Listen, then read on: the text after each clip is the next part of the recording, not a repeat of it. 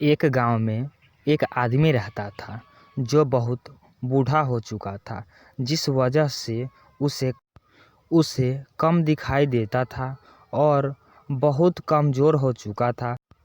इसलिए अपनी बची-कुची ज़िंदगी अपने बेटे के साथ बिता सके, इसके लिए शहर में रहने उसके बेटे के घर रहने चला गया। बेटा एक शहर के छोटे मकान में रहता था। मकान तो उसका छोटा था, लेकिन उसके अंदर जो चीज़ें थी वह महंगी थी। उस मकान में बेटा, उसकी पत्नी और उनके एक 5 साल का बच्चा, यह छोटा सा परिवार था, मिलकर रहता था। बूढ़े पिता के आने से उनके परिवार का एक सदस्य और बढ़ गया। यह पूरा परिवार रोज सुबह शाम डाइनिंग टेबल पर साथ में खाना खाया करता। बूढ़ा पिता अपनी कमजोरी के चलते हमेशा खाने की चीजें नीचे गिराया करता और कई बार कांच के बर्तन भी टूट जाया करते थे। कुछ दिनों तक तो बहू और बेटे ने यह सब सहन किया, लेकिन बाद में वे दोनों बूढ़े की ऐसी हरकतों से चिढ़ने लगे। एक दिन जब पति पत्नी डाइनिंग टेबल पर बैठकर खाना खा रहे थे, तब उनका बच्चा जमीन पर बैठकर कुछ कर रहा था। उन दोनों ने बच्चे के हाथ में लकड़ी का टुकड़ा देखा, लेकिन उन्हें कुछ समझ में नहीं आया कि बच्चा लकड़ी के टुकड़े के साथ क्या कर रहा है।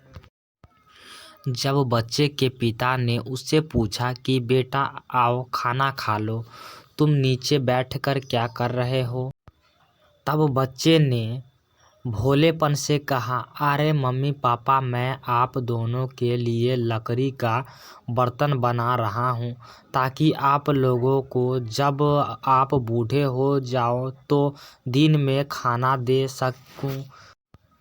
अपने नादान बेटे द्वारा दी गई यह सहज बात दोनों के दिल में तीर की तरह उतर गई। दोनों एक दूसरे का चेहरा निहारने लगे।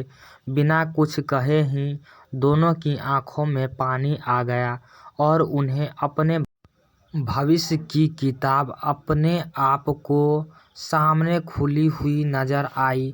उन्हें समझने में ज़्यादा देर नहीं लगी कि अब उन्हें आगे क्या करना है।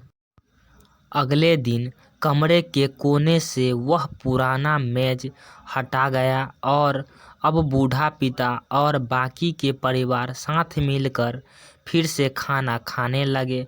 बूढ़े की कमजोरी की वजह से रही गलतियां भी अब किसी को नहीं चिढ़ाती थी। दोस्तों, यह कहानी हमें बताती है, हर वह पत्ता जो आज हरा है वह कल सूखेगा और डाली से नीचे भी गिरेगा।